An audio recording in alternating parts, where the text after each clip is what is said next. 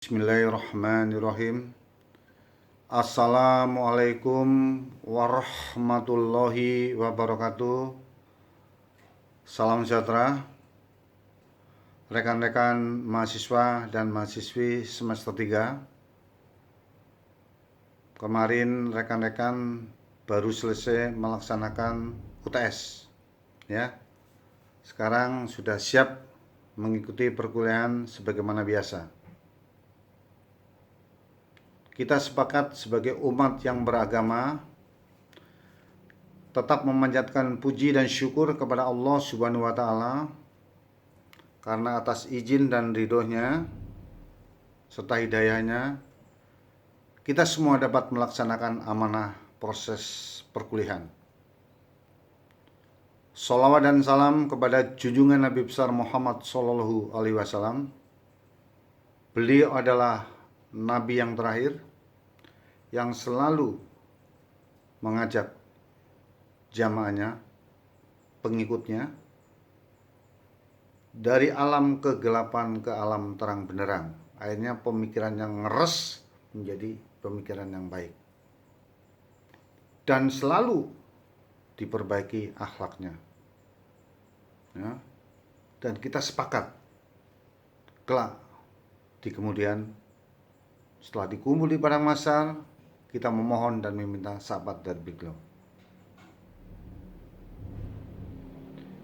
Yang kedua, rekan-rekan perlu pahami dan perlu sadari karena pelaksanaan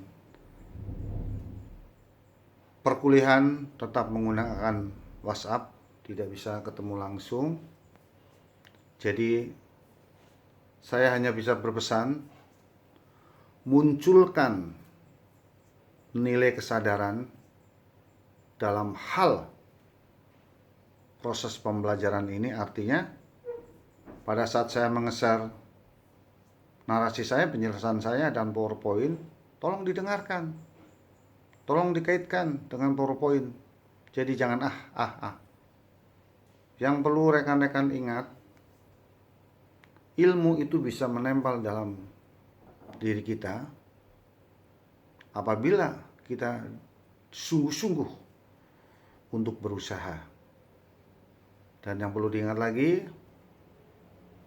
manusia itu akan diangkat derajatnya ketika kita memiliki satu ilmu. Jadi bukan karena apa-apa. Jadi harapan saya sebagai dosen, mudah-mudahan kemarin ujian UTS-nya itu tengah semester, ya, rekan-rekan betul berpikir dari hasil pemikirannya sendiri.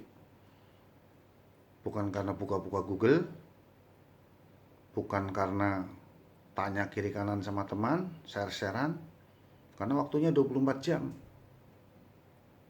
Nah, kalau yakin rekan-rekan baca PowerPoint dan penjelasan, tulis, saya bisa membaca kok. Oh, ini berarti sesuai dengan apa yang saya jelaskan dan PowerPoint yang saya share. Insya Allah, kalau nilai jangan pernah ragu sepanjang memang niatnya, karena nilai bukan satu tujuan ya. Jadi rekan-rekan sekolah itu tujuannya untuk memiliki ilmu.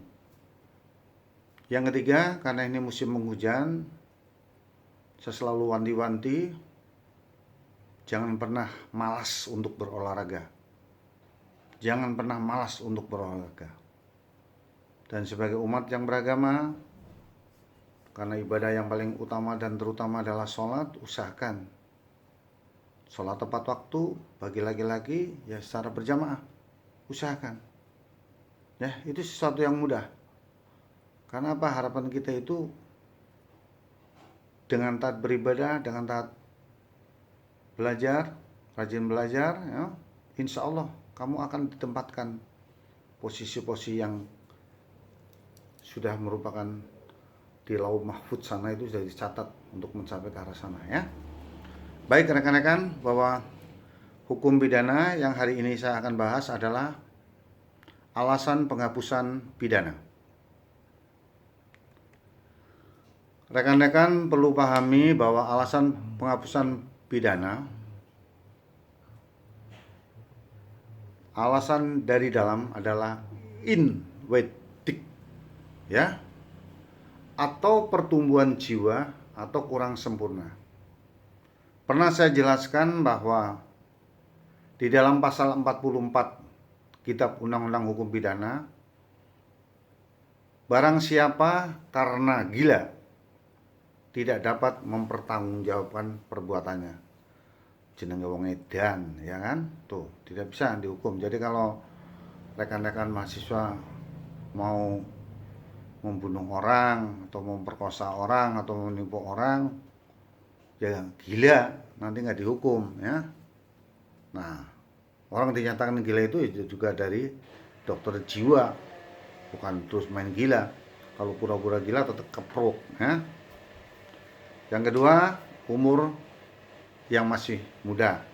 Umur masih muda dalam artian kalau masih di bawah umur kan ada balai sosial, tetap dikembalikan kepada orang tuanya. Ketika dia dijatuhi hukuman, tetap juga ke balai sosial. Terus alasan dari luar, jadi internal dan eksternal. Di dalam pasal 48 ada opermak. Ini contoh, tak kasih contoh, ya, yang datang dari luar. Misalnya, Anda dalam posisi lagi duduk, datang seorang yang berbadan besar dan bertato, langsung menodongkan celurit, ya, atau pisau atau senjata. Dul, nih contoh. Kamu akan saya tembak kalau tidak mau bakar rumahnya Pak Sarto. Nah, kamu tidak bisa melawan apa-apa. Akhirnya dibakar. Setelah dibakar, orang tahu bahwa yang bakar adalah si Dul. Tapi dia melakukan peristiwanya itu bukan kehendak pribadinya, tapi karena keadaan memaksa orang lain. Dia tidak bisa berdaya apa-apa. Paham ya? Jadi gitu. Hukum pidana ini adalah mens rea, niat jahat. Dia tidak ada niatan. Nih. Yang kedua, pembelaan terpaksa. Contoh, ini tak kasih contoh. Anda diam-diam ditodong. Ditodong. Dengan celurit, dengan pisau, dengan apa sajalah. Atau dengan senjata. Tapi Anda tahu bela diri. Begitu Anda ditodong, Anda tangkis. Setelah itu, tangkisan Anda, pisau itu menancap kepada si pemilik pisau itu tadi, yang memang bisa mati dia. Tidak bisa. Pembelaan terpaksa. Terus melaksanakan undang-undang. Contoh ini. Contoh. Rumah sebelah itu terbakar. Akan merembet kepada rumah sebelahnya. 3, 4. Yang dihancurkan rumah yang nomor 2. Itu atas perintah undang-undang. Contoh lagi yang pelanggaran misalnya. Lampu merah sudah ada, traffic light. Traffic light, lampu merah ya. Kok dari sana kok arusnya macet terus? Seorang lalu lintas yang berpangkat brigadir maupun kopral saja, dia dapat menghentikan dan dia akan mengatur. Yang tadinya dilarang masuk, dipersilahkan untuk masuk. Nah, jadi kalau dipandang dalam posisi normal, dia tidak boleh melakukan satu peristiwanya. Ketika keadaan itu harus memaksa, tidak ada masalah. Itu namanya pelaksanaan undang-undang. Yang tadi contoh lalu lintas ada pelaksanaan jabatannya. Pasal 50 ya. Jadi itu pemahamannya. Yang kedua, penghapusan pidana yang menyangkut tentang perbuatan atau pembuatnya. Alasan pembenaran. Alasannya menghapuskan sifat melawan hukumnya, perbuatan meskipun perbuatan itu telah memenuhi rumusan delik undang-undang tertera dalam pasal 49, 50, dan 51. Itu tadi, alasan pemaafnya apa? Yang menghapuskan kesalahan terdakwa tetap melawan hukum, jadi tetap merupakan perbuatan pidana.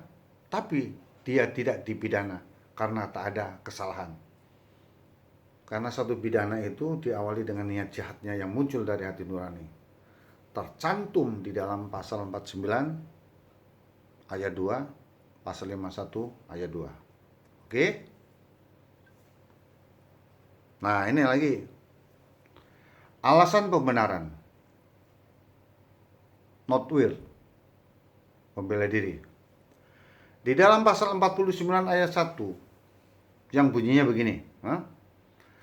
Barang siapa melakukan perbuatan untuk pembelaan karena ada serangan atau ancaman serangan, ketika itu yang melawan hukum terhadap diri sendiri maupun orang lain, terhadap kehormatan, kesulian, atau harta benda sendiri maupun orang lain. Udah saya tadi jelaskan kan? Misalnya Pak Carto menodong Mbak Aminah, datang Muhammad, dia pandai bela diri. Mbak Aminah mau diperkosa nih, langsung Muhammad tendang saya, ya kan? Pisaunya nancap ke dada saya mati. Jadi menyelamatkan orang lain tidak dapat dihukum. Tuh, ya. Ini contoh nih. Kalau di sini dalam contohnya, kenapa harus alasannya itu? Yang kedua harus ada serangan atau ancaman serangan. Yang kedua harus ada jalan lain untuk menghalau serangan dan ancaman serangan pada saat itu. Yang ketiga, perbuatan pembelaan harus seimbang dengan sifat serangan. Jadi begini ya, jangan dia dengan tangan kosong, kamu alasannya tidak simbang, alasan tidak simbang. Jadi asas kesimbangan harus dimunculkan. Kalau lawannya tangan kosong, kamu malah blugem dia pakai palu, itu namanya tidak simbang, ya kamu tetap dihukum. Kalau kamu tidak berani lawan tangan kosong sama tangan kosong, lebih baik nggak usah coba-coba ikut menyerang. Ya, jadi kesimbang itu baik alat yang digunakan, postur tubuh yang prima dan seimbang. Walaupun dia bertato, kalau Anda bisa bela diri, sekali tas ke arah mukanya, rahangnya langsung mencleng, jatuh dia, ya kan? Tapi kalau misalnya dalam alasan pembenarannya dia mau menyerang dengan tangan kosong, kamu ambil palu langsung dipalu, itu tidak benar. Ya, oke. Terus yang kedua adalah alasan pemaaf. Pasal 49 ayat 2, pembelaan terpaksa yang melampaui batas yang langsung disebabkan oleh kegoncangan jiwa yang hebat karena serangan atau ancaman serangan itu tidak dapat dipidana. Pasal 51 ayat 2, perintah jabatan tanpa wewenang tidak menyebabkan hapusnya pidana kecuali yang diperintah dengan itikat baik, bahwa perintah diberikan dengan wewenang dan termasuk dalam lingkungan pekerjaannya. Tadi ya, kalau di contoh yang tertera dalam PowerPoint ini, masyarakat adalah pengeroyokan seorang pencuri. Oleh masyarakat orang banyak dapat masuk melampaui batas keperluan membela diri memenuhi syarat dari pasal 49 ayat 2. Maka orang-orang yang mengeroyok tidak dapat dihukum. Akan tetapi, si pencuri juga berhak membela diri dari pengeroyokan tersebut. Apabila dalam membela dirinya, pencuri tersebut melukai salah seorang pengeroyok, maka si pencuri tidak dapat dihukum atas tuduhan penganiayaan tersebut. Nah, begini ya. Ini contoh ini benar sekali. Tapi kadangkala orang menjustis bahwa dia kan pencuri. Nah, padahal itu tadi, setiap penyerangan ada alasan pemaaf, itu harus serangan itu seimbang. Ya, seimbang. Kalau satu pencuri dikeroyok orang 10 mau digebuk rame-rame, kan tidak harus. Negara hukum itu tidak seperti itu. Betul loh, ya. Jadi jangan hukum itu menurut logika, kalau orang banyak mengatakan begini dianggapnya benar. Tidak boleh. Tidak boleh, ya. Sekarang daya paksa atau opermak. Diatur dalam pasal 48 Kitab Undang-Undang Hukum Pidana. Barang siapa melakukan perbuatan karena pengaruh daya paksa tidak dipidana. Opermak. Ya. Absolut, paksaan yang absolut. Kompulsiva, paksaan yang relatif. Jadi ada delik absolut dan ada delik relatif, ya. Yang perlu rekan-rekan pahami betul, ya. Daya paksa disebabkan oleh kekuatan manusia atau alam. Contoh, orang di bawah pengaruh hipnotis. Nah, kalau seperti ini sebenarnya, jadi tadi sih di depan sudah saya jelaskan. Jadi begini aja, ya. Opermak itu daya paksa untuk melakukan pembelaan diri. Nah, disebabkan orang lain di mana paksaan tersebut sebenarnya dapat ditahan, tetapi dari orang yang dalam paksaan tidak dapat diharapkan bahwa ia dapat mengadakan perlawanan. Tadi yang saya contoh itu tadi, si Dul dipaksa untuk membakar rumahnya Pak Carto. Yang datang, yang merintahkan orangnya bertato, badannya tinggi besar, dengan menghunuskan senjata, ya kan, atau menghunuskan senjata tak tajam, maksudnya pisau, celurit bisa, tapi kalau menodong itu dengan senjata api. Karena dia tidak berani melawan, apa yang diperintahkan dia laksanakan. Jadi dia tidak punya satu kekuatan. Jadi rekan-rekan yang perlu dipahami dan perlu disadari bahwa alasan penghapusan pidana yang jelas timbul dari dalam diri sendiri, dan yang kedua yang datangnya dari luar. Saya berulang-ulang sudah saya menjelaskan, apabila gila yang tidak dapat mempertanggungjawabkan perbuatannya, jelas, ya. Dan jangan pernah rekan-rekan hukum itu dengan logikanya keputusan dari kelompok, ya. Itu tadi harus ada asas keseimbangan, seimbang dalam hal perlawanan. Baik, jadi rekan-rekan, kalau nanti ada sesuatu yang kurang jelas, silakan untuk dipertanyakan, dan harapan saya jangan pernah ingkar dengan apa yang tadi saya pesankan dari awal tadi. Kalau ada sesuatu ucapan dan penjelasan saya yang menurut kurang benar atau salah, itu datang dari Pak Carto sendiri. Tapi kalau ada satu kebaikan yang datang dari Allah Subhanahu wa Ta'ala, semoga Allah hari ini dapat memberikan satu kemudahan dan pemahaman dalam proses belajar. Terima kasih. Wassalamualaikum warahmatullahi wabarakatuh.